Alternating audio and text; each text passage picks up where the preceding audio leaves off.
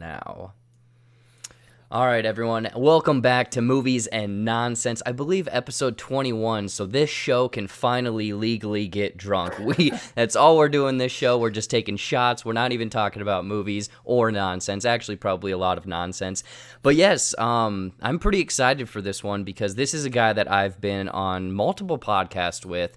I haven't really collabed with him, but he's a great friend on YouTube, always kind of commenting, disappeared for a little bit. We'll get into that later, obviously.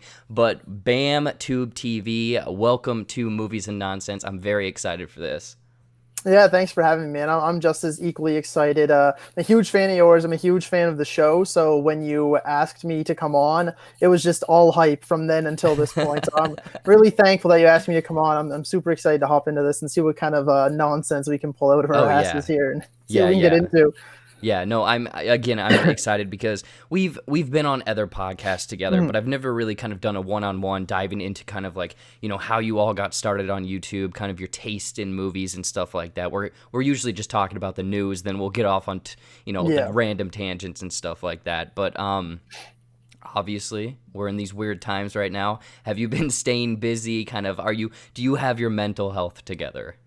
Yeah, for the most part, I think I'm going a little crazy, just, a little shack wacky, being stuck inside all the time. I'm not like an overly social person, but like I work in a restaurant and I go to university full time. So I'm used to being out and about. So it's going on just about 2 months now since we've been quarantined where I am. So I'm keeping it together for the most part. That's pretty much just the movies and the video games and YouTube and stuff like that kind of holding me together. But other than that, it's going all right. I guess as good as it could be.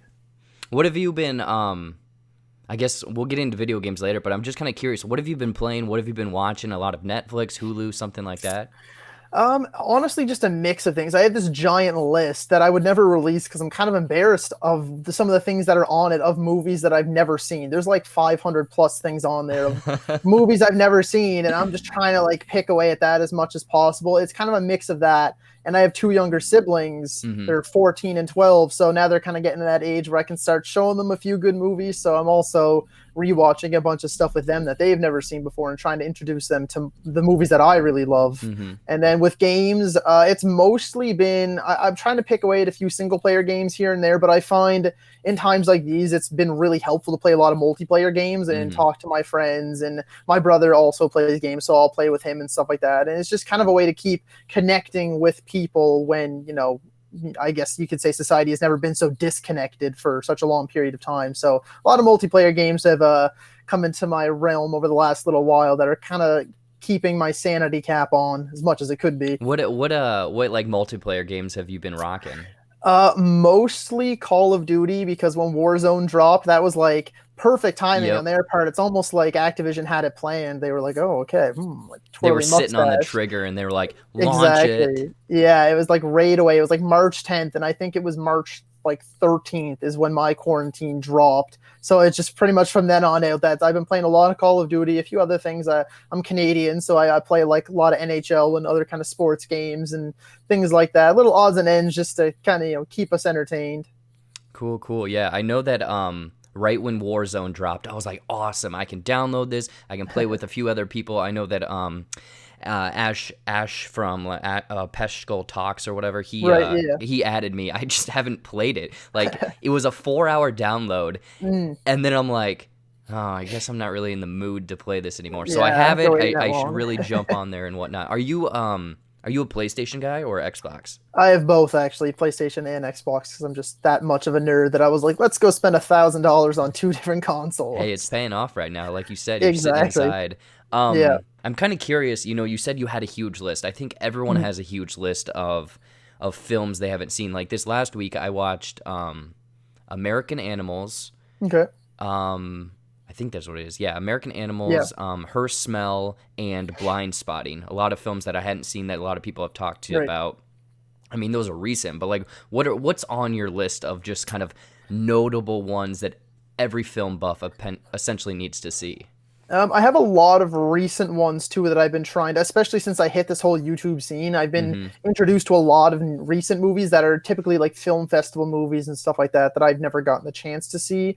But a lot of them are older movies too. Like I've never seen Citizen Kane, and that's now on Canadian Netflix, so I got to watch that. And Yep. I understand a lot of people, it's tough to get through some of those older movies, but I actually find myself enjoying them because it's almost like you're looking through a keyhole into a whole nother world, right? It's the way that they perceive film versus the way that we perceive it. It's really cool to me to see how things have changed. So I have like things like Citizen Kane and Gone with the Wind, which I don't know if I'll ever get to because it's like 4 hours Yeah, long, and that that's a seems like marathon. oh yeah, that's a slog. And it's funny comparing that because I can go and watch like the entire Lord of the Rings trilogy extended edition in like a day and be like, yeah. And then I go to Gone with the Wind, I'm like, it's not the day. It's not the day. So Hmm. a Hmm. lot of older movies like that I've always wanted to see. It's actually funny. I just finished like right before you called picking off one on my list. It was We Were Soldiers. It was Okay. the '02 Mel Gibson Vietnam War movie. So I heard that was like one of the best war movies to watch. I was like, yeah, it's on Netflix. I'll throw it on. So it's actually really good. So yeah, just little things like that. A lot of the classics, but yeah, I've been picking away at that for the last little while. And since the quarantine hit, I've been really trying to drive it home. Like I'm like, should I watch Avengers Endgame again or should I watch something on the list? And it's like it's a toss up every day. It really is. And I like how you're saying it's like, oh, should I watch Endgame or Gone with the Wind? And again, Yeah, Gone with the Wind is a little bit longer, but it's like yeah, those are marathon movies for absolutely, sure. yeah, I'm glad you mentioned those ones because those ones I haven't seen either. Ever since perfect. getting into this, YouTube thing, and then it's like the last 5 years, I feel like I've seen a majority of stuff. Hmm. The 90s, a little bit of the 80s, I've seen a lot of kind of like action and those Yeah. nostalgia type Disney movies from the mid 90s. But otherwise, black and white, old stuff, classics, everything that basically uses as tropes now, haven't seen. Hmm. Yeah, I've been picking away at them a little bit. I remember one that I was surprised at how much I liked it. I watched it maybe a year ago. Like I don't know, time again. It's lost to me at this point, but probably A year between ago six was months two and a year days ago. ago. It could be exactly right. I have no idea. Like oh, there's so many times in the run of the day. I'm like, remember when you said that a couple days ago? They're like, yeah, that was this morning. I was like, hmm. But I watched Psycho for the first time, the original one, not the Oh, awful Vince Vaughn one, and like the 1960 version. yep. And I was surprised at how effective that movie still is. Even though at this point you know all the twists, you know the shower scenes coming, it does such a good job at building tension, and the acting in it is like surprisingly really good, and it holds up really well. So that's why I'm kind of excited to jump into some more of these black and white films to try to compare it to some of my favorites today. Mm-hmm. Man, yeah, I definitely. Again, we have borderline infinite time right now, and it's like I need to go do that. So maybe this week, because this last week I was like I'm gonna catch things that I missed. Maybe this next week I'll be like I'm going to go back and watch two. Say two. That's Exactly. easy to do. Yeah. No, I like that idea at all. Or all of what you're doing right there. But before we get into kind of the topic, we're gonna talk about some video games because I have you handy, and I'm very excited to talk about some news that came out. We're going to talk about some of our favorite film memories. Favorite film memories. Oh my gosh. Words are hard, I Yeah. understand. But I'm a little curious because YouTube. Mhm. I'm on YouTube. You're on YouTube. Everyone's on YouTube. I love to hear people's kind of origin story or how they got Right. into it because I was creeping on your channel before this. You've done a lot. You've upgraded a lot from the very beginning. You've done some fairly successful series. The Versus series I was looking at, I was Mhm. like, my God, just keep doing those. Those are getting the views. Um, but how did you get started, or why did you want to start YouTube? It's kind of a mixed story. Originally, YouTube wasn't my intent. It Mm-hmm. was actually brought to me.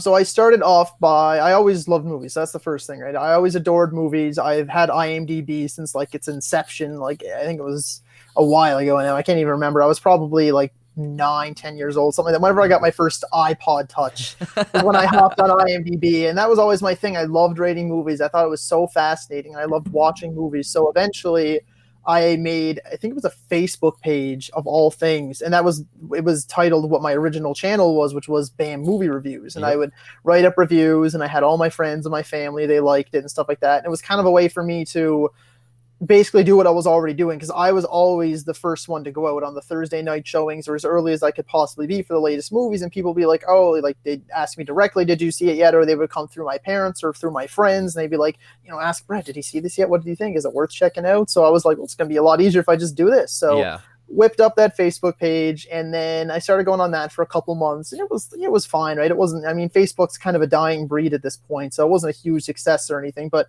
it's a fun little thing that I enjoy doing with the written reviews and things like that and giving it a certain score. But then eventually it was my former editor, and he's been my best friend, practically like a brother to me since I was like 3 years old. Riley is his name. He came to me with the idea of, why don't you jump to YouTube? And I was like, yeah, I was thinking about it. Maybe I was hoping to gain a following on Facebook first and then maybe jump over to YouTube. But, he kind of opened my eyes to realize that, yeah, like Facebook is kind of a dying thing at this point, and not really many people our age are on Facebook anymore. So I was like, okay, well, what do you suggest? And at this point, Riley had already been doing graphic design since, I'd say maybe he was like 12 years old, give or take. So yeah, he's a graphic designer by trade now. That's what he went to school for. That's a and good person to know.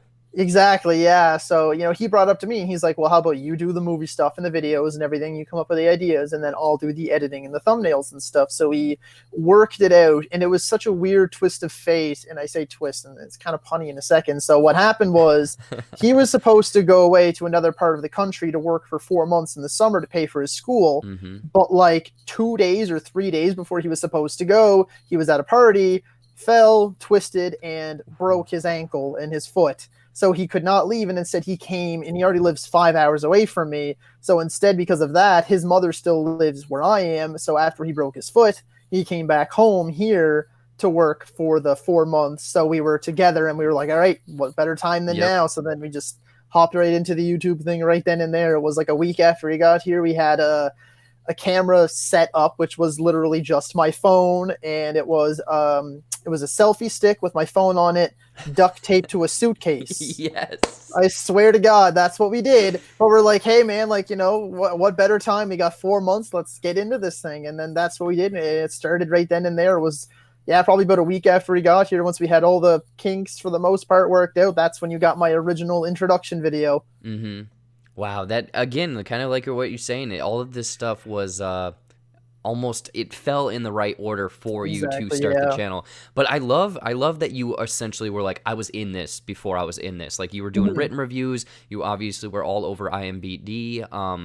People were coming to you asking for movie stuff. So like, obviously, I mean, you've noticed the market is pretty saturated, so it's tough to stand out and stuff. But I love how you kind of had to start. You got your friend. You guys had both, the components. Like, I can do the on camera, I can do this, blah blah blah, the ideas, and you just make me look good. So it's cool that you did that. Obviously, I don't know. I guess I didn't talk to you before this, but you kind of went away for a little bit, right? Yes. Was that just because you kind of lost the inspiration? Because now you're BamTub TV. Like, before you were doing movie reviews, and I remember seeing a couple of your announcements or channel updates about you being like, it's saturated, blah blah blah. Like, what was that the reason you just kind of maybe lost inspiration? So there was two small breaks. So originally with the name changes too, it was originally Bam Movie Reviews, and then that just got shortened to Bam Reviews, and that was Riley's original idea. So what had happened was I had gotten down, not on the channel itself, but I had lost inspiration in doing movie reviews, because where I live, the earliest we'll get a new movie is like the Thursday before. And I mean, not like a Thursday a week before, I mean like Thursday, like late show, and then it releases like worldwide on Friday. Yep. So it was so tough to compete against guys like you or like Zach Popes. Fun fact, I do that too. My movies come out Thursdays. Yeah. I just have to boom boom boom. So really? Yeah. You're quick on the trigger, man. Holy shit. But, well, then, I guess maybe not you necessarily, but like, there's the Zach Popes and the Sean Chandlers and the Chris Stuckmans and the Jeremy Johns and even other people that just have the opportunities to get their screeners, or, they get invited out to the press viewings and things like that. And I just couldn't compete. I'd typically go on Thursday or Friday if I wasn't working.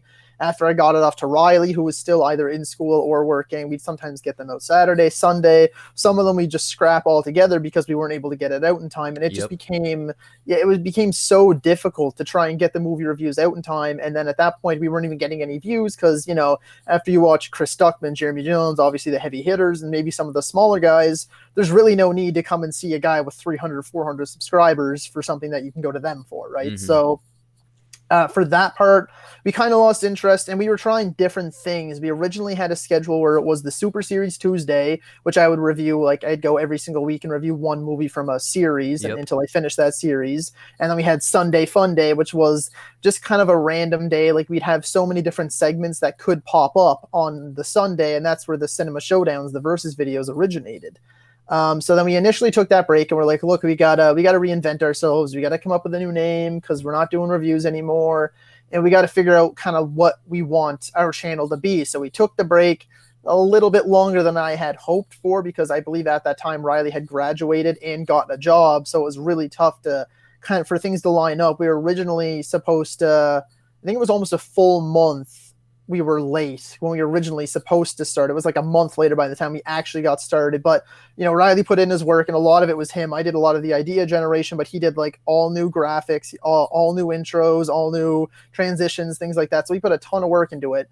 And we were originally going to focus on Cinema Showdown Sunday every single Sunday for sure. And we were trying to do like a weekly news thing every Wednesday. And we tried to do a few other odds and ends here and there. But we had bitten off far more than we could chew. We had bitten off what should have been something like at least like a 5-man team, and we were trying to do it with 2 people because the Cinema Showdowns alone took almost like a full week to do. Riley said he would put upwards of 20 or 30 hours into one Cinema Showdown. And then you're trying to do the news and maybe try to throw in another video. So it just became far too complicated for just the 2 of us to handle. So then we moved towards doing just Top 10 Wednesdays and then the Cinema Showdowns. And then eventually, again, that became too much. So then we moved to just the Cinema Showdowns. Deep breath. That was the first break. So that was the whole reason for the first break, if you're still with me here. And then what happened was later on down the line, I wouldn't say, because me and Riley are still on very good terms. There was never any arguing or any fighting or anything like that. That's not what happened. It was just we started to kind of drift apart on what we wanted for the channel. It was different things. I kind of wanted to do more, and he was finding it hard to do more. And he was also getting really discouraged by putting, like I said, 20 or 30 hours into a Cinema Showdown just to get 100 views or 50 views or whatever. And he became really discouraged, and he wanted to do one thing. I wanted to do another. And just with work and stuff like that. And then at that point, he's not anymore. But at that point, he believed he was moving away. So we were just like, we sat down like adults. We had a phone call for about a good hour. We shared all of our feelings. We said, don't keep any shit stored inside. Just put it all out on the table. And at the end of the call, we just said, you know what? It might be the time where we kind of have to go our separate ways. And that was a huge blow to the channel for me. I wasn't disappointed because I kind of saw it coming over the last little while. It felt like Riley was really losing interest. And again, like I said, I still love the guy to death. He's like a brother to me. I talk to him almost every day still. And he still does my thumbnails too. So there's that, which is I'm very thankful for that. I was going to say, those are some damn good thumbnails. Yeah, he definitely, he still does those. And he was nice enough to give me a lot of the stuff, like the intros to the Let's Discuss videos and the top 10s. Yeah, so he was really, really kind. And anytime I ask him for anything, he always tells me, he's like, I won't do the full videos, but if you need me to do anything, always message me and I'll see what I can do for you. So he's still definitely there for me. But it was a huge blow to the channel because now I was like, I got to learn how to edit. I don't know what I'm doing. I had no idea, right? All of the editing was left to him. And I was like, well, shit, what do I do? So I spent the next couple of months, and it was a lot longer than I had hoped for. And I saved up and I bought this thing that I'm on now, the MacBook Pro. Is kind of like the middle tier. There was like a lower tier and middle, and then like the really high end one. So I managed to wait till Black Friday, bought the middle tier ones, a bit more expensive than I had hoped, but I was like, you know what, if it's going to get the job done, then it's worth it.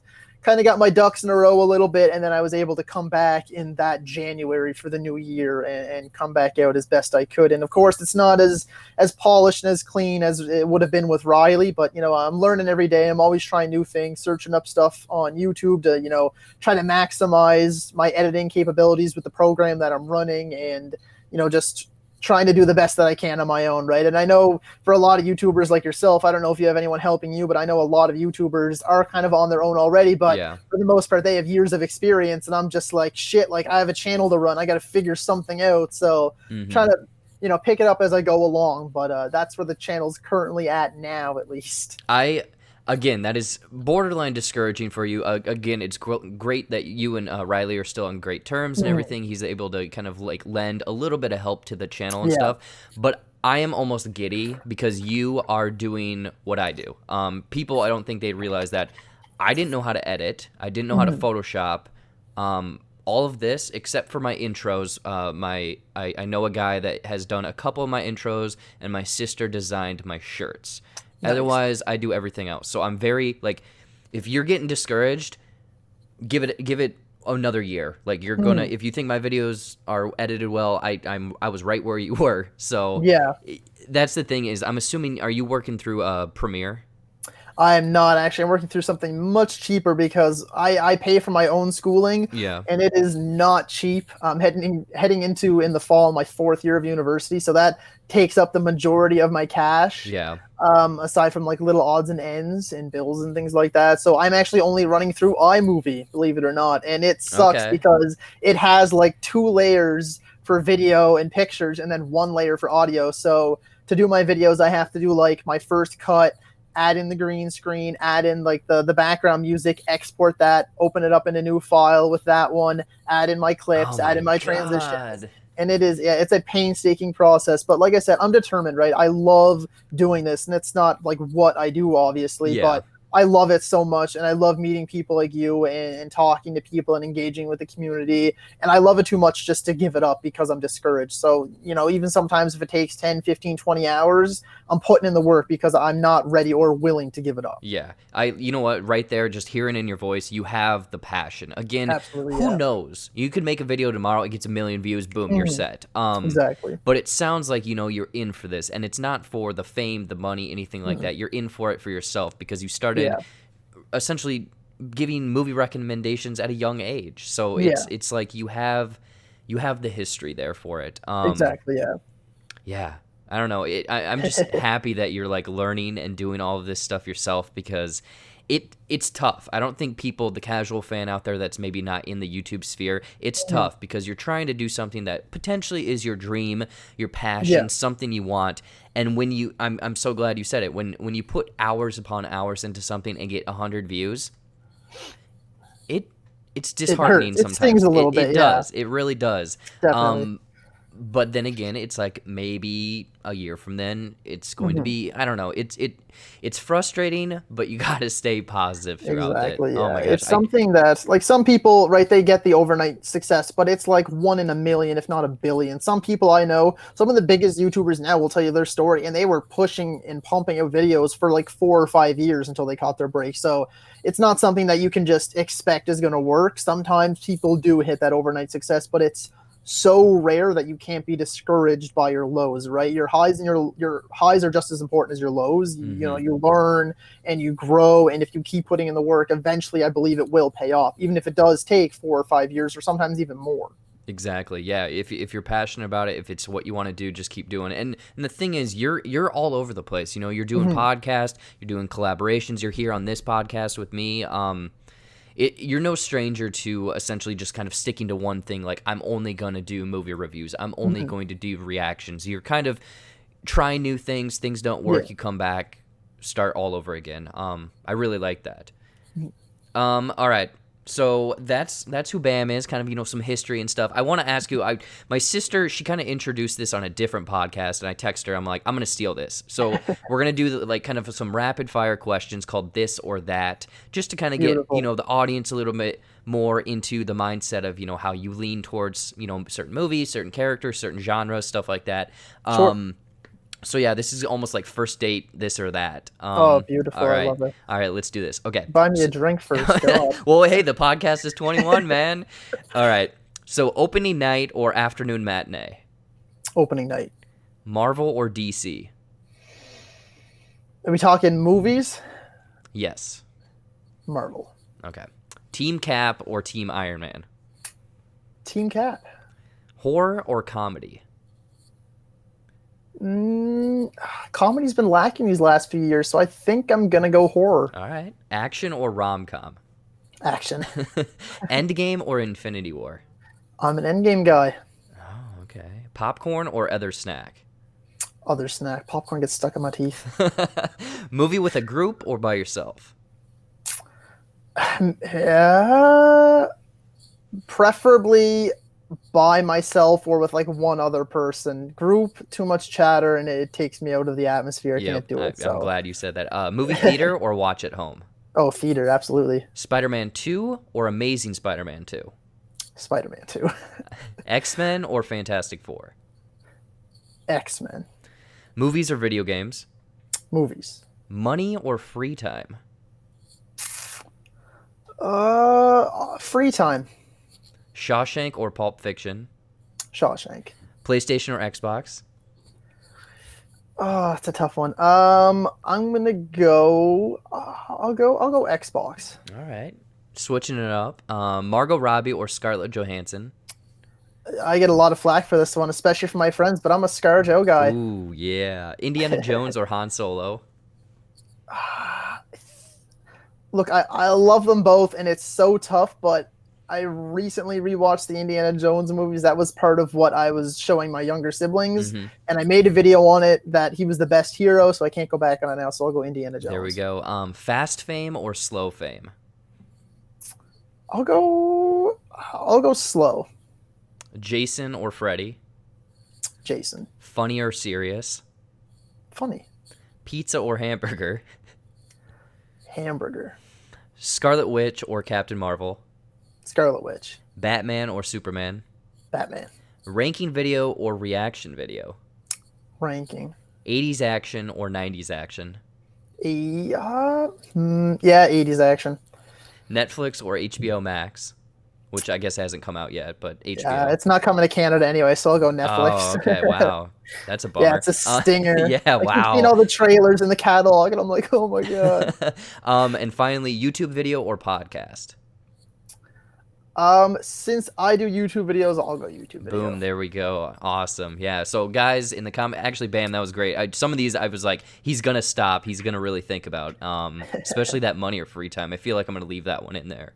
That's a tough one. That really is, because I like money. I love money. Oh, but yeah. sometimes you have to put in the work, and, you know, free time, man, you can't put a price on free time. Some time to yourself, some time with your significant other, with your family, just, you know, to sometimes even just to kind of marinate in your own thoughts, or if you've had a tough day, you know, no, you can't put a price tag on free time. So that's why I went free time. I like that. Let me know in the comments, people, if you like the this or that. I'm going to switch up, obviously, the questions every single week, but this is a guinea pig. So, Bam, thank you so much for being the guinea pig for this one.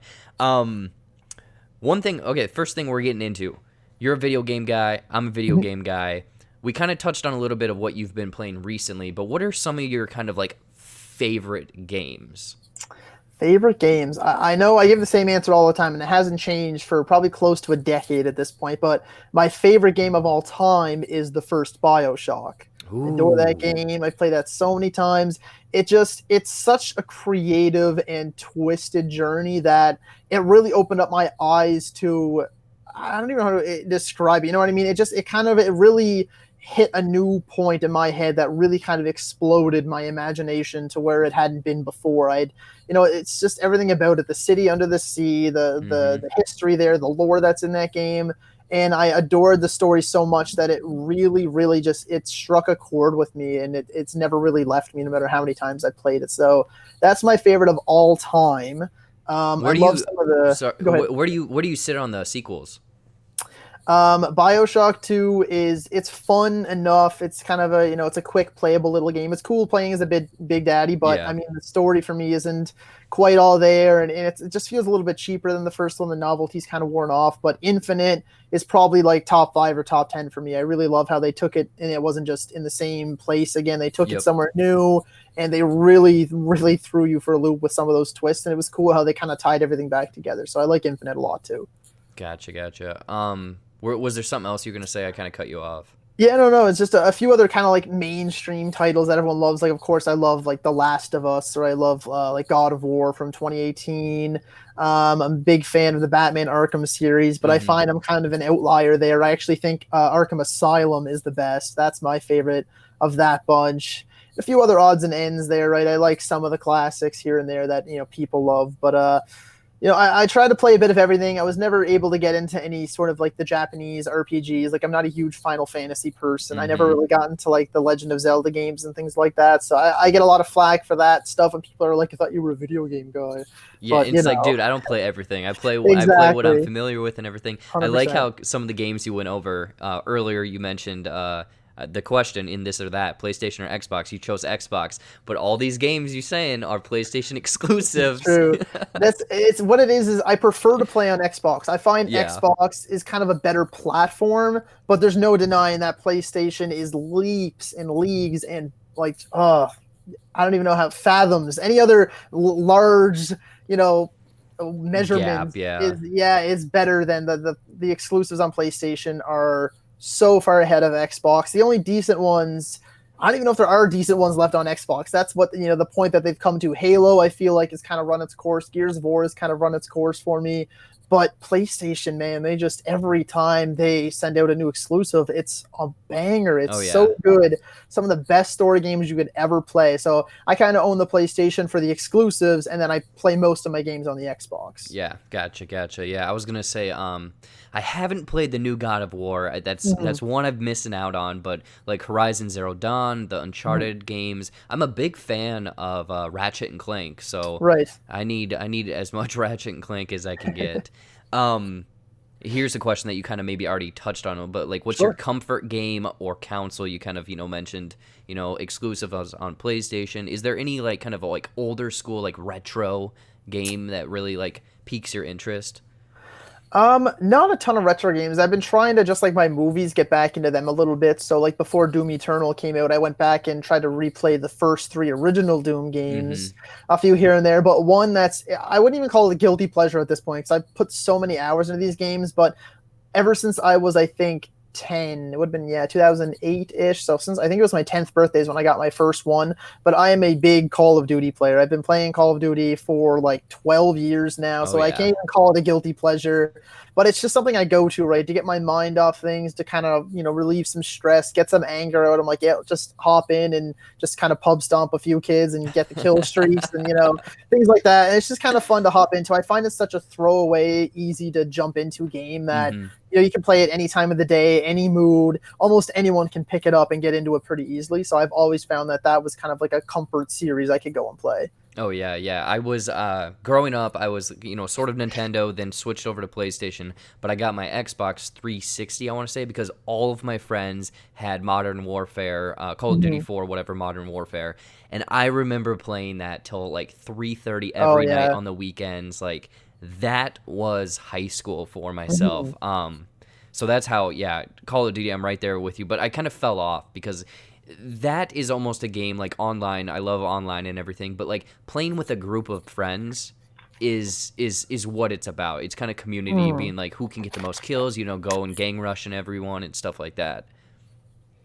It kind of fell off for a few years too, like you were saying. Like there was those few, like that mid 2010s section was really, really not too kind. It was rough on Call of Duty, but I find this year it's really divisive. I'm on the side that really enjoys it, but I do definitely agree with you. Those are some of my best memories with that franchise, is staying up, all hours of the night playing with a group of friends, or, fingers crossed for that one snow day so school gets canceled, we can play all day. And those are some of the best memories with those games. And it sucks that for the most part that they're just going to be memories from here on out, but, it is what it is at that point.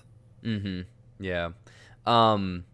One thing that's kind of like news, but we don't cover too much news on this podcast, but I guess they're not doing E3 this year, but like Jeff Keighley is doing some like summer game series or something. I don't know if you're familiar with this.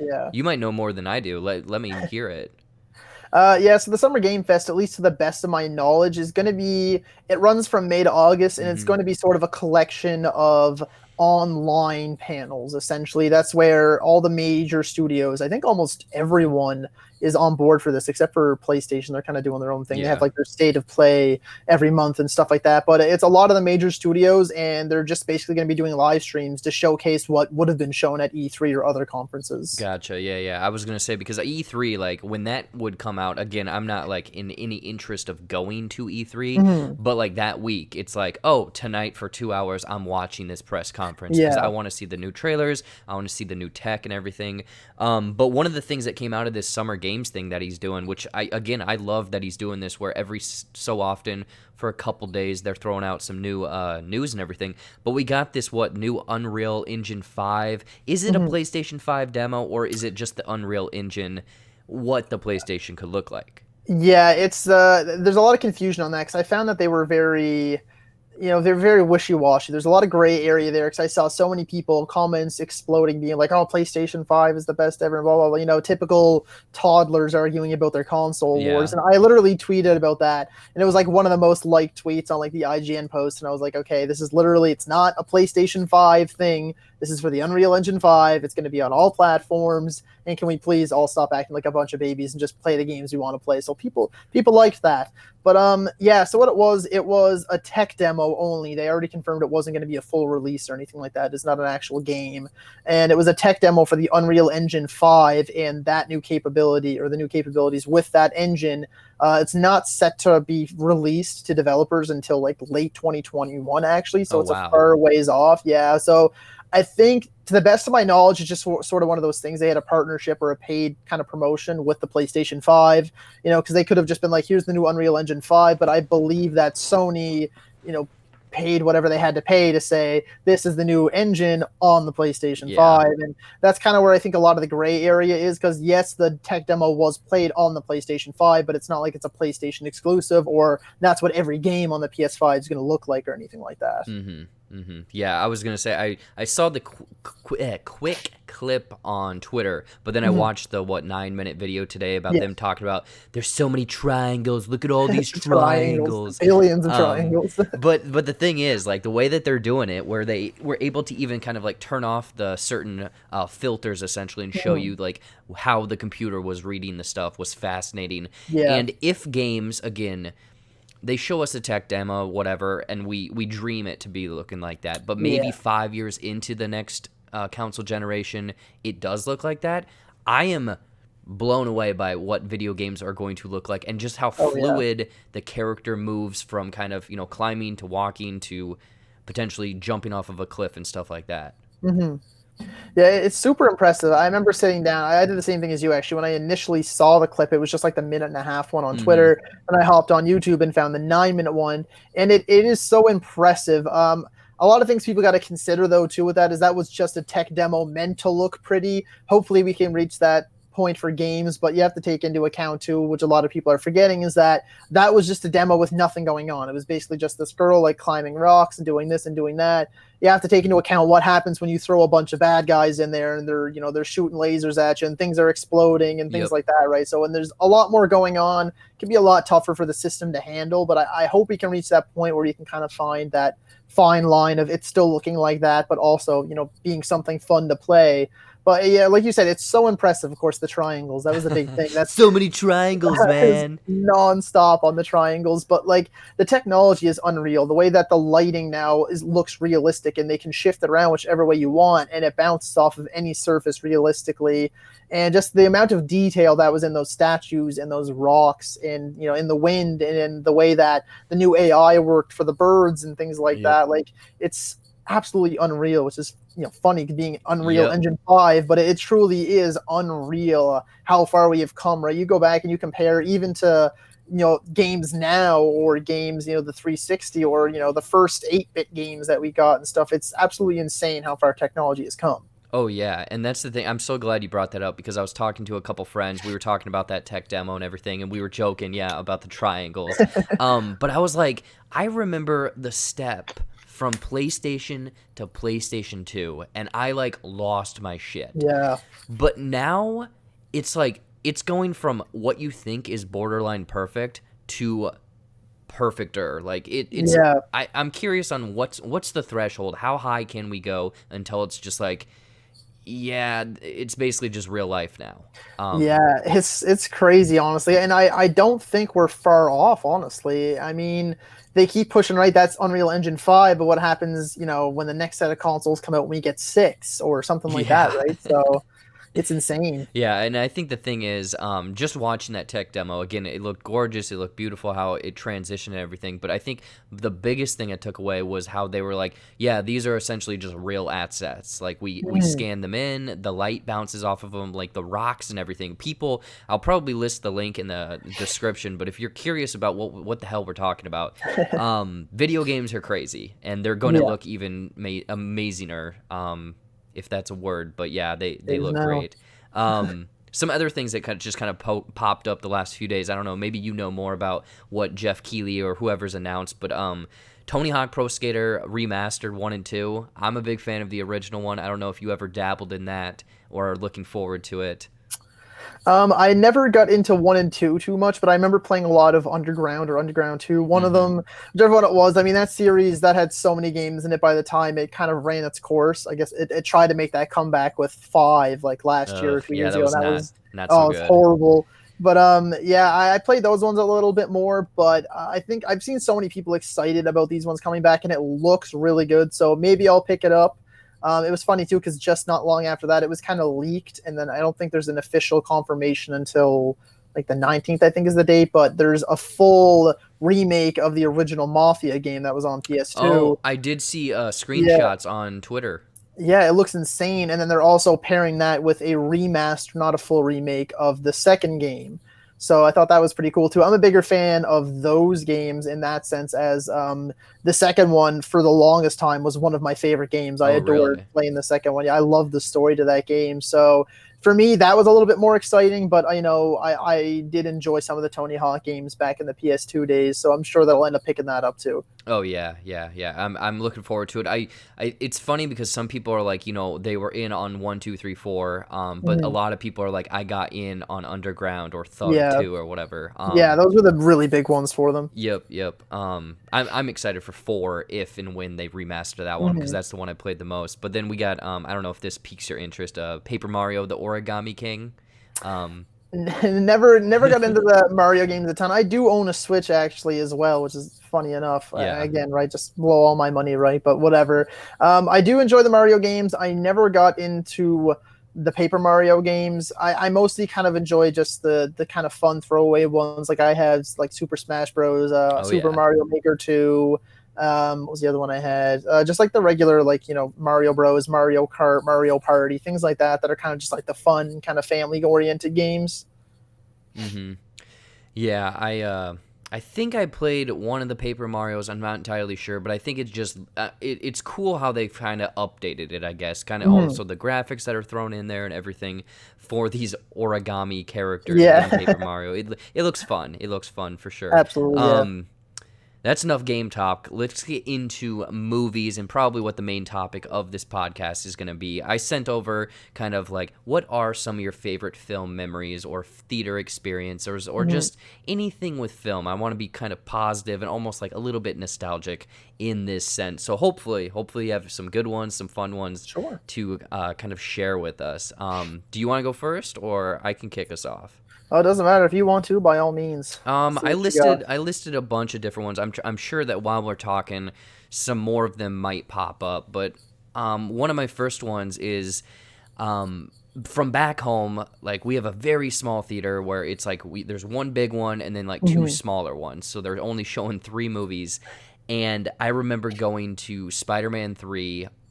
I, I want to say it was opening night, and the line was all the way around the block Mhm. and they oversold it. So people were Oh like sitting no. on in the aisles, they were sharing seats and everything. And again, this was way before assigned seating and everything like Mhm. that. So I think it was just fun to be in, and I've had this with like Endgame and everything like that, but sitting in an opening night theater where it being completely packed. Like Oh yeah. it was again, people were standing in the back, people were sitting on the stairs. They probably against fire code, but it was just so cool to be in that theater. Everyone was there for Spider-Man. Everyone was excited. As we now know, that's probably the weakest of those original 3, Mhm. but it was just so fun to be in that packed theater with everyone.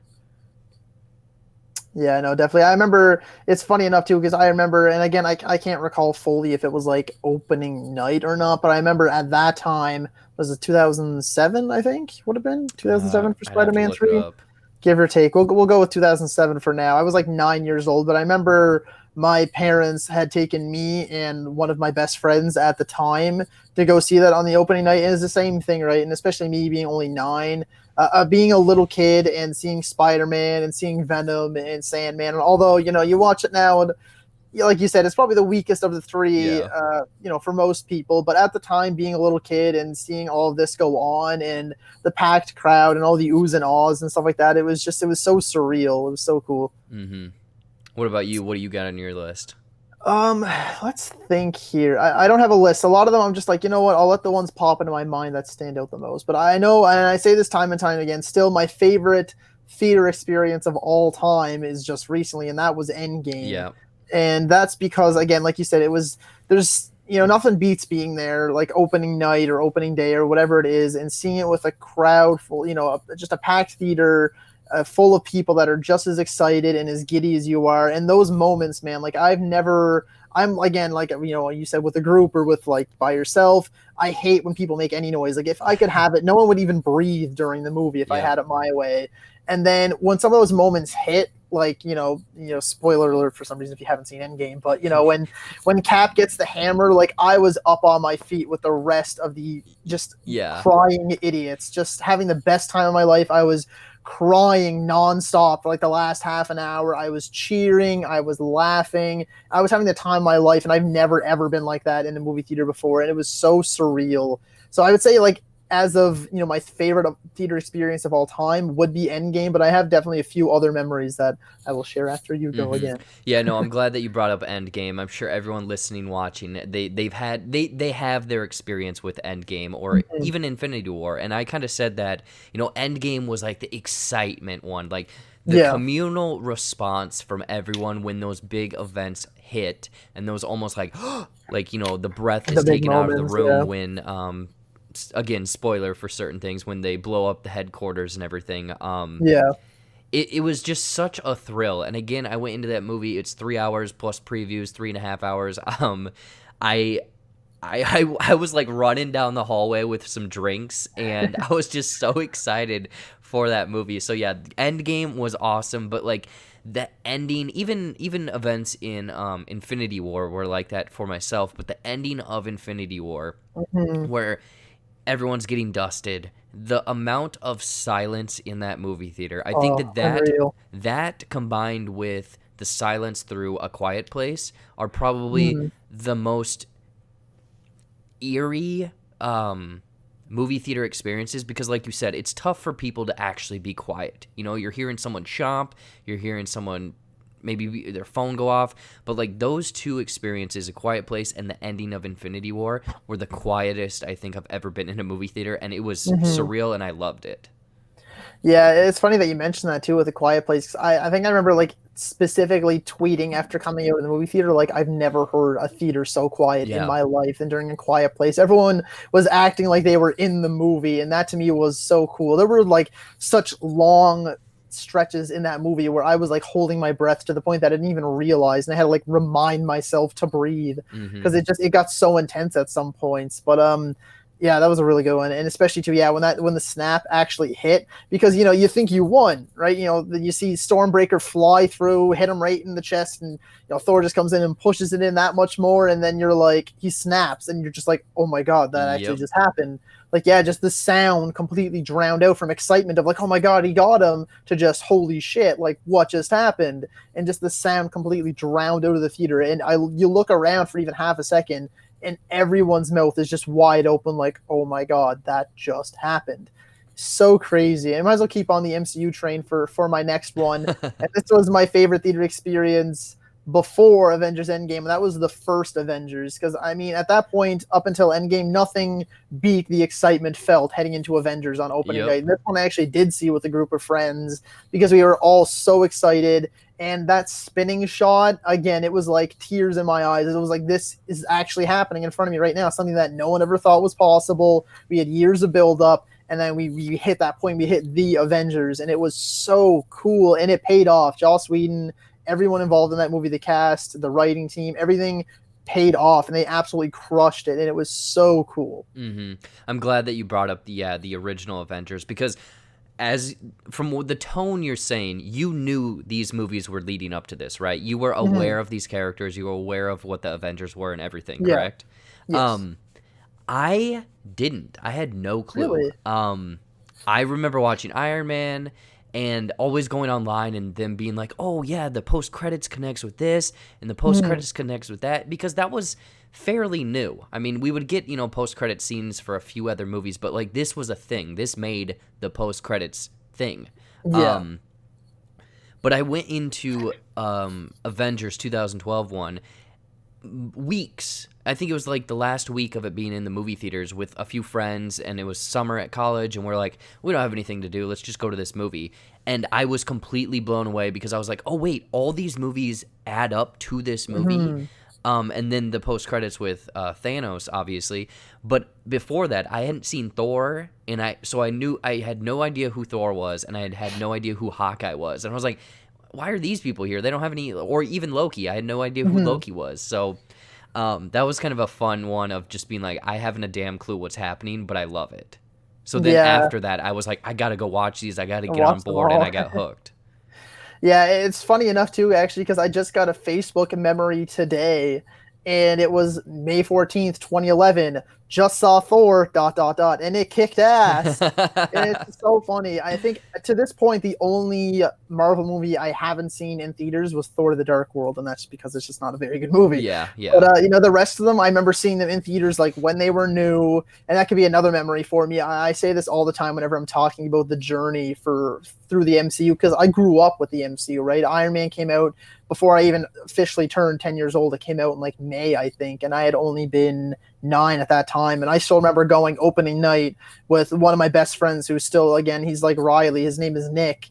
And again, he's one of my best friends that I've known since I was a little kid, and he's like a brother to me. And I still remember that night going to see Iron Man for the first night and just having my mind blown, because up until that point, like, we had some good superhero movies, right? We had like Batman Begins and a few other odds and ends, but then we've also had like Catwoman and Daredevil and Elektra. Ugh. So seeing the quality of Iron Man was like, holy hell, like this is a really good movie. And then at that point, I was just hooked. And oddly enough, and this just popped into my head when you said you didn't know about the Avengers, I initially didn't. It wasn't until probably like after Thor, or maybe like after the Incredible Hulk, or it was after one of them.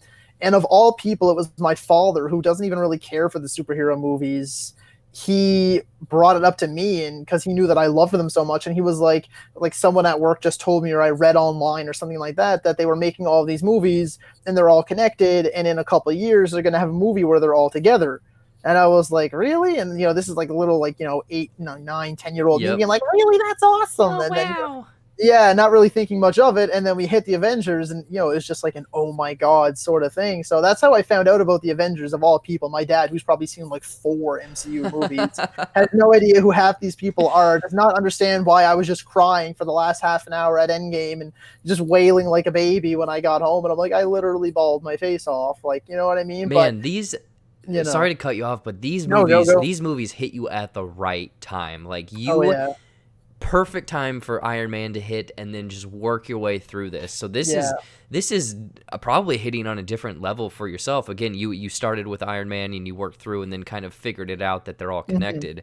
I mean, you were on board since day one, but I think everyone else, obviously, through these 23, 24 movies, have got on board and are very excited for it as well. I have 2 here that it's kind of like a bittersweet type thing, because it was like, I was dating someone else at the time, but it was this person and we would always go to like a Saturday morning matinee, and we'd always sit in the same spot, because it was like the way the theater was there was like a railing, and we would always sit there because then we could put our feet up. So like that was always kind of a fun memory. It's like we wake up, maybe make breakfast, and then go see a movie. But also this same person, we drove to Chicago just to see the 20 minutes of Guardians of the Galaxy. We got to see it like 3 months early, I believe.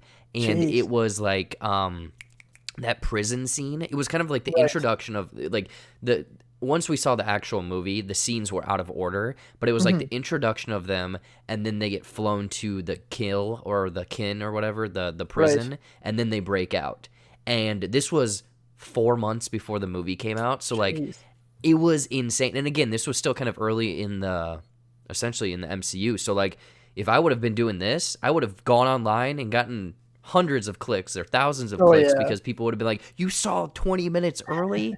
So I think that was just crazy that we drove 6 hours just to see 20 minutes of a movie.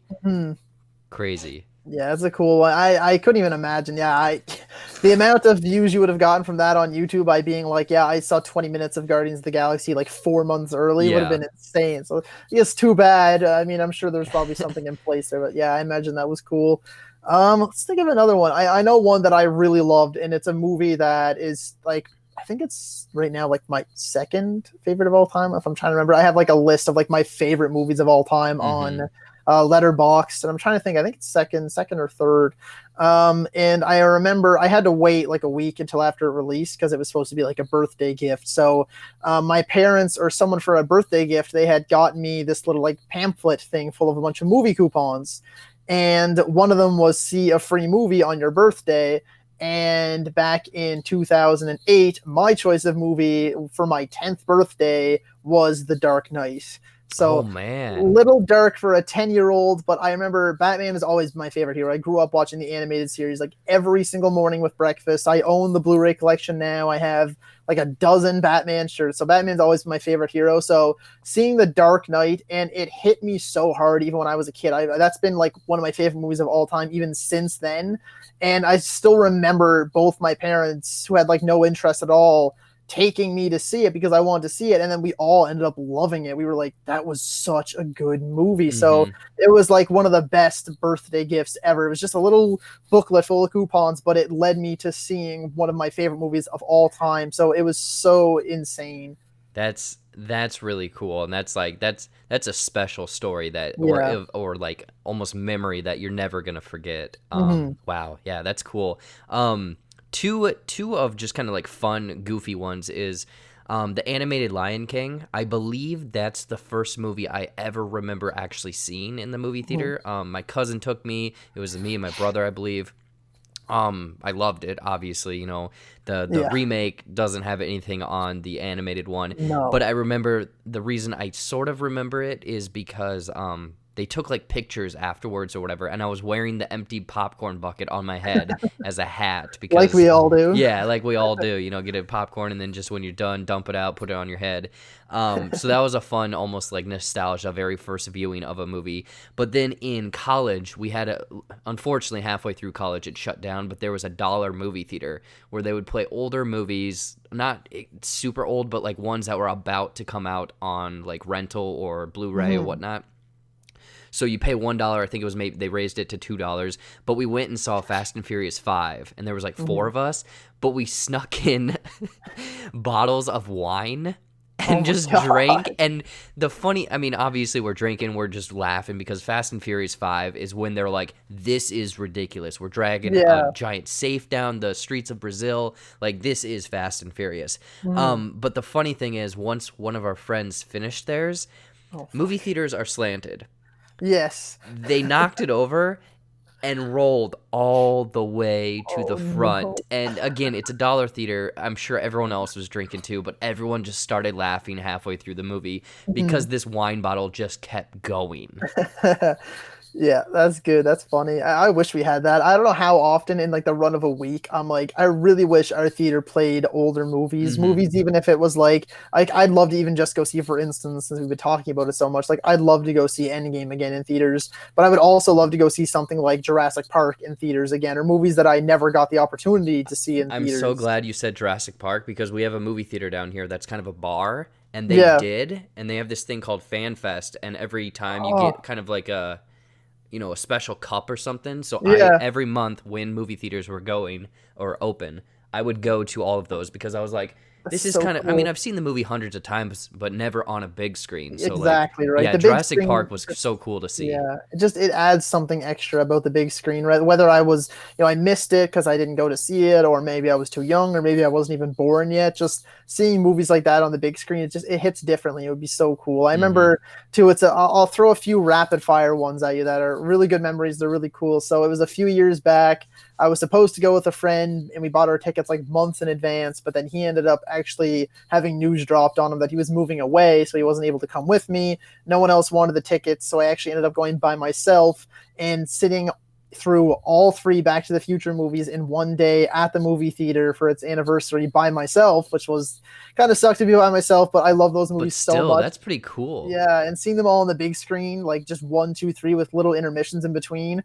Even though I was by myself, I was having the time of my life. It's another series of movies that I've grown up on that my dad loved, and he passed that love on to me. So it was cool to see those 3 in theaters. Another one was, this is probably my favorite birthday party, and I still say this, and of all movies, it was my 9th birthday party, and my parents finally broke and let me have a birthday party at the movie theater since it's so expensive. Yep. And it was me and like 10 of my friends. We all went to see Michael Bay's first Transformers movie back in 2007. So I had so much fun with that one. Again, being a kid, 9 years old with a group of your best friends, watching just explosions and robots fist fighting. Yeah, Michael Bay stuff, right? So that was so awesome. And I think the earliest movie I remember seeing, I feel like I had another quick memory, but whatever. We'll go buy it for now. But I remember, it was just a little short one. I think the movie I've seen most in theaters, because I remember Ren or Zach or someone asked me at one point on one of the podcasts, what's the movie you saw the most? And after I come to think of it now, I'm pretty sure, believe it or not, it was actually the first live action Alvin and the Chipmunks of all movies. Ooh. Like, I was like a little kid, and I was like, I went with my friends, and then my mom wanted to go, and then like another friend wanted to go, and I went and saw it like 4 times. I was gonna say, how many times? 4 times, huh? Yeah, and it was like, I don't know, I was a kid, and everyone wanted to see it, and I was like, sure, I'll go again, but that was that. But I think the first movie I remember seeing on a big screen, because I don't think it was in a theater. I actually think it was at our local drive-in, which is actually still operating now. Gosh, I am so jealous. Drive-ins, man, they hit different. You might get a little uncomfortable in the car, but it's, I guess it's a memory within a memory. But I remember shortly after me and my girlfriend started dating, my current girlfriend, it was so cool because they had like a horror throwback night, and they played like the original Friday the 13th and the original Texas Chainsaw, and it was all in this like the drive-in atmosphere, and it was so freaking cool. And then, but I remember my first movie being seen on a big screen was the original Sam Raimi's first Spider-Man movie back in 2002. Yep. And seeing that at the drive-in with my parents, again, I was like probably like 3 or 4 years old. And that to me, again, right, with all these superhero movies, all I seem to be talking about is superhero movies. But that's what YouTube is, man. That's all we're talking about. Exactly, right? That's what I grew up on, right? My big thing growing up was always Spider-Man, always Batman. I've always loved superhero movies. And like you said, growing, like I came up, the MCU started at the perfect time for me, that as I've grown with these movies, and that's why they mean so much to me. So seeing Spider-Man come to life back in 2002 was like the craziest thing ever for a kid my age, and that's the earliest memory I have of seeing a movie on the big screen.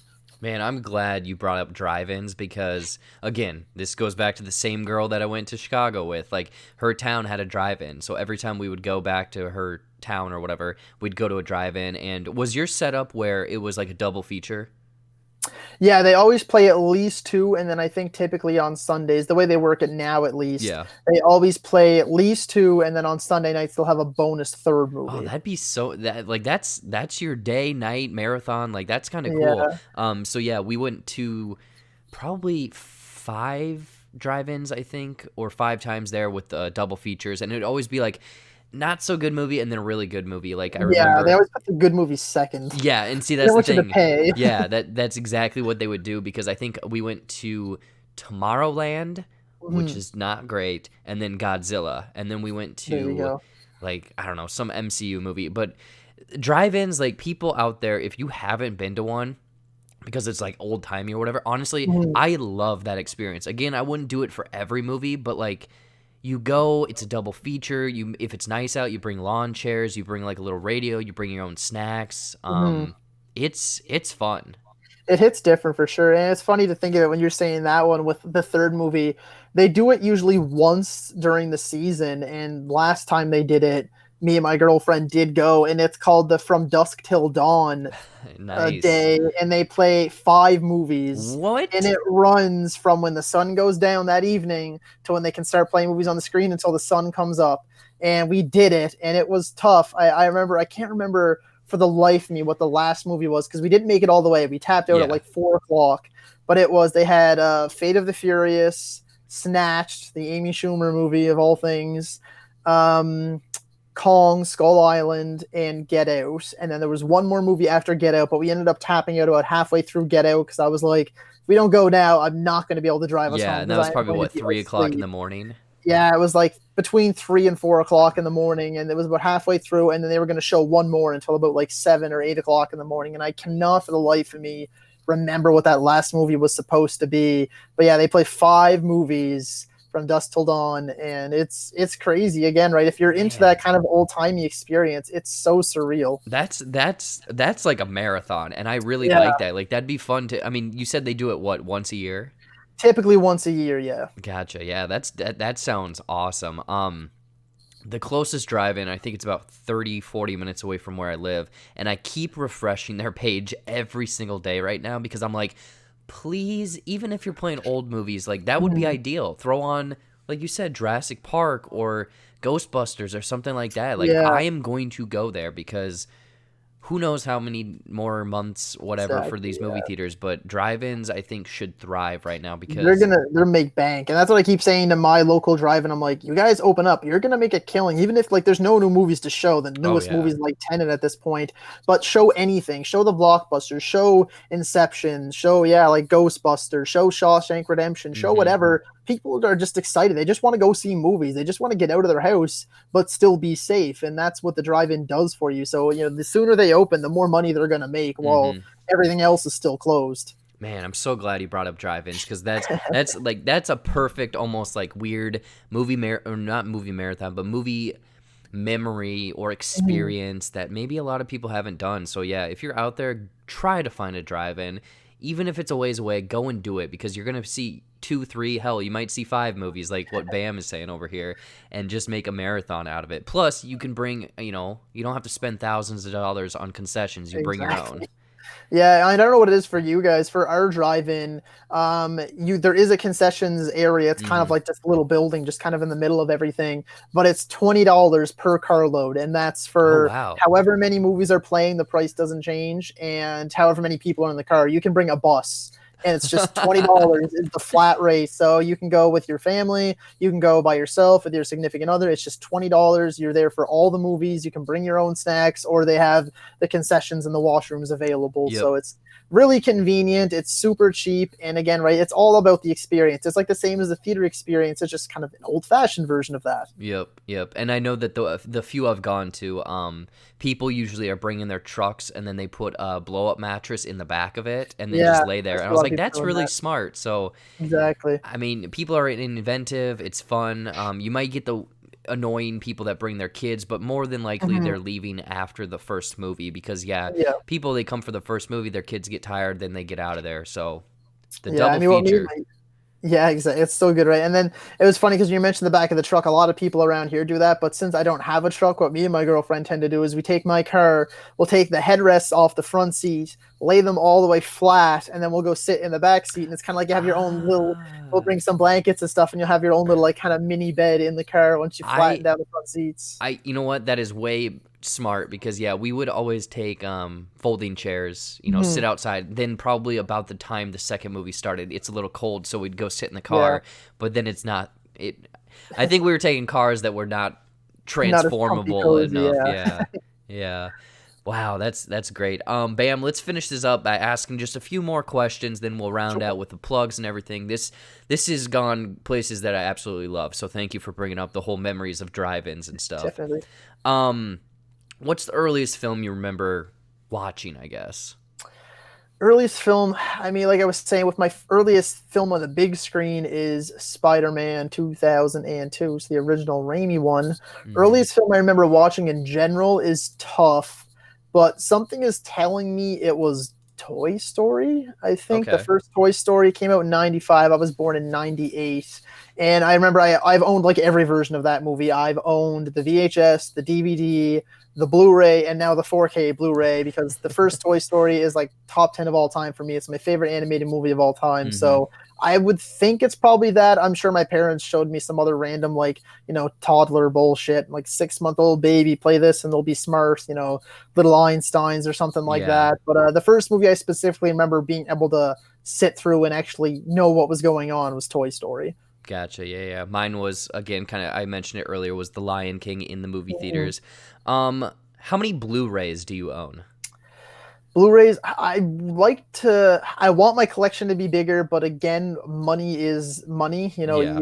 It goes as quick as you get it. So I try to pick at it here and there when I can.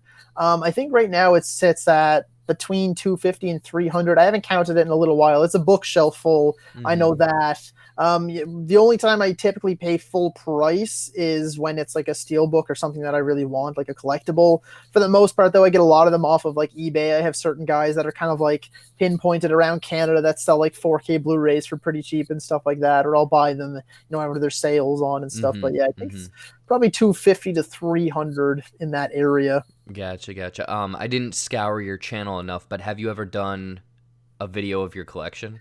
I have not, and that's mostly because one, they're time consuming as hell, and I'm pretty sure my computer would just explode. But also because I'm a little embarrassed. I'm not gonna lie. It's like one of those things where you're looking around and everyone has a bigger one, and you're like, oh, you kind of just like go back into the shadows a little bit. Wait, are we still talking about Blu-rays here? Oh, I thought we were talking about swimming lessons when I was a kid. Shit. Blu-rays, yes, same difference. Yes. Blu-ray collections. It's funny because sometimes I get people asking me, "Oh, how many do I have?" and whatnot. I have none. Really? I just, again, going back to your money thing, the way I was raised, I have this weird thing about tangible goods sometimes where it's spending money or me deserving it, and I don't know. I don't have any movies, so. That's kind of a shocker to some people. That is, yeah. You find it seems like almost every person that does reviews or has a movie channel always has like their movie collection in their background and stuff like that, or they do their collection videos and everything like that. No, I just had to make a fake Photoshop background for my videos. You know how long it took me to realize that was a fake background when I started watching your channel? Really? I remember watching it so many times and just kind of like, mindlessly watching it. And then after a while, I was like, wait, is that background fake? I was like, is he using a green screen? Yeah. I looked close, I was like, holy shit, that's not real. Yeah, it's funny because some people have asked me, they're like, how long did it take to construct that? And I'm like, well, I found some PNGs on the internet and just popped them back there. Yeah. No, it's really, really impressive. Oh, thank you. No, thank you so much. Favorite theater experience and worst theater experience? They're both recent. Favorite is Endgame, like we talked about. Yeah. Least favorite is It Chapter 2, because I sat next to what possibly might be the worst human I've ever encountered in my life. It was this like, and I don't mean to be mean, it was this slightly larger dude, and that's not what annoyed me. Be whatever size you want. I don't give a shit as long as you let me enjoy the movie. But he was acting like, I would say it was worse than he was in his living room. He was acting like he was in prison. Like he was burping and farting and talking at normal volumes. He had so many different snacks. I swear he probably had diabetes at the end of it.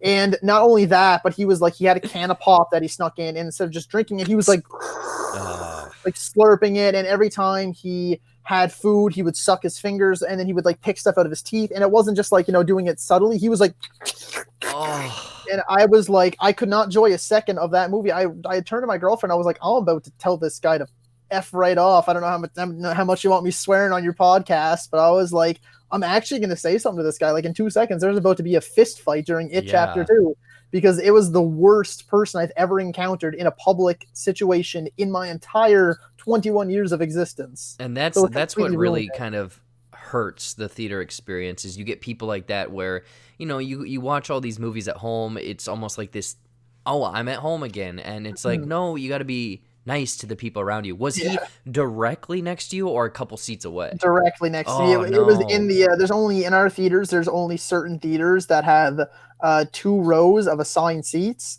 And it was literally my girlfriend here, me, and then this guy, and then his wife right next to me. We were like shoulder to shoulder, and I was like, I'm going to kill him. I'm going to kill him. See, I like this is a whole conversation that we could do for another time, but like, I love the reserve seating now, because it's like, I don't have to show, like before I was showing up to the movie theater 30, 45 minutes early just to sit where I wanted to sit. Yeah. So I like that aspect of it, but I don't like it because it's like, boom, pick my seat, and there's 40, let's say it's 60 seats. There's only 5 people in the movie theater, but we're all sitting right next to each other. And I'm like, because when I pick my seat, I usually was getting it way before everyone, so I'm the only seat taken. But Yeah. then these people are picking seats. I'm like, why are you picking your seats right next to me? What Right is going next to on? me. Yeah, it's like an unspoken rule. It's like same thing. Like you go to a guy's bathroom, and then there's like 3 urinals, Yep. and a guy's right on the last one. You don't go to the middle one. You go to the other last one, and then if another guy comes in, you just wait or you go to a stall. Yeah, you Like it's do that the or same you thing. share one with someone. It's Exactly. either It's one or. or the There's no other. in between. Not at all. Let's see here. What's a hidden gem that you love, like a hidden gem film or one that's not really talked about that you love that you think more people need to watch? Um, it's kind of a generic response at this time, but I always say this one, how it was so criminally overlooked and it deserved a sequel and it's never gonna get one, and that was Dread Oh 3D from yeah, 2012. man. I adore that movie. It is like top tier action for me. It is brutal, it is gritty, it is dark, and it is everything that I love about action movies. The fact that it like didn't even make its budget back and will never get a sequel crushes me every time, and I still watch that movie as much as possible. I love it. And although it's kind of gotten more mainstream kind of attention over the years with Yeah. people being like, movies that need a sequel, and it's always on those lists, but it's just the fact that, everyone's kissing ass now, but I saw it in theaters opening night. And now I'm like, all you bitches, you slept on it, and now look what you've done. Yeah, you didn't So give it a second chance. No, I'm glad you said that one because again, I didn't watch it opening night. I think that that was one of the movies I caught in the dollar theater, but then they actually had it in 3D, and that mhm. I still to this day think that that's some of the best 3D I've seen in a movie. Yeah, it's so good. And believe it or not, me and my family, and sorry, you cut out a couple times there. If I Oh was yeah, just like no, you're fine. completely static, it cut out on me, the feed. But we were like one of those families that actually jumped on the fad when it was like hearing TVs and Mm-hmm. the theaters. So I have one of those still, and I actually have Dread in 3D on Oh Blu-ray with the yeah, 3D TV. So I still get to enjoy that that 3D. That is like man, some of the best. that It's so that's cool. that's the way to watch it. Yeah, it definitely is. There's a few movies that I enjoy. I prefer watching like that. Again, 3D Blu-rays have kind of, they were here and gone at like the same time, but there's a few that I still really enjoy. Dread's probably the best one. And as much as people love to hate on this movie now, but watching Avatar in 3D is still so cool. Mm-hmm. Yeah, I So yeah, miss that whole Avatar in theaters 3D mm, situation. I haven't experienced it to its greatness essentially. yeah. No, Bam, that is all my questions. This was a great conversation. We got the beginnings of you, we got a little bit of games, we got some fun memories, and some other questions. Thank you so much for joining me on this ride of a podcast. Again, this podcast 21 is probably going to wake up in a gutter, Mhm. really have regrets the next day. But Bam, where can people find you? Plugs, all of that stuff. Obviously, it's going to All be your listed in the plugs. comments, or not the comments, but the description. But let people know where you're at, what you're all about.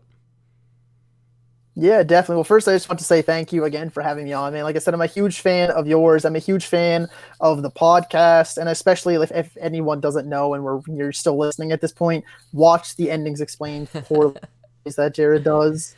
Man, I swear to you, it's only a matter of time before that takes off. That's going to be your bread and butter, and you are going to be a known name down the road, dude, because your comedic talent and your humor is on point. It's so good. That's your selling point, so keep doing that. I'm not trying my best not to be a kiss ass, but it's true, man. I am Yeah, not just a Bam, you're friend, but just I am a fan. thank So keep doing what thank you're you. doing. Thank you. You're just sitting here and fluffing me, so please stop it. Exactly. That's what I'm doing. But yeah, as for plugs, because plugs, they go at the end of every video. Yep. But you can find me on YouTube, Twitter, Instagram, and Facebook, all the same at BamTub TV. All right, yeah, people go over there because again, he's teaching himself all over again how to edit. He's putting a lot of work into those videos, especially how he said he's rendering it, throwing more in, rendering it, throwing more in there. So go over there, give him a follow, give him a subscribe, like his videos. He's doing great stuff. And again, I think that he's at the beginning. Again, he's kind of starting over, but he's at the beginning of where he's going. And Bam, seriously, this was a wonderful conversation. I don't even know how much time we have. But thank you so much No for idea. joining me. People, thank you so much. This has been episode 21 of Movies and Nonsense every other week on the JBuck Studios channel. Thank you for watching or listening, and we will see you guys next time.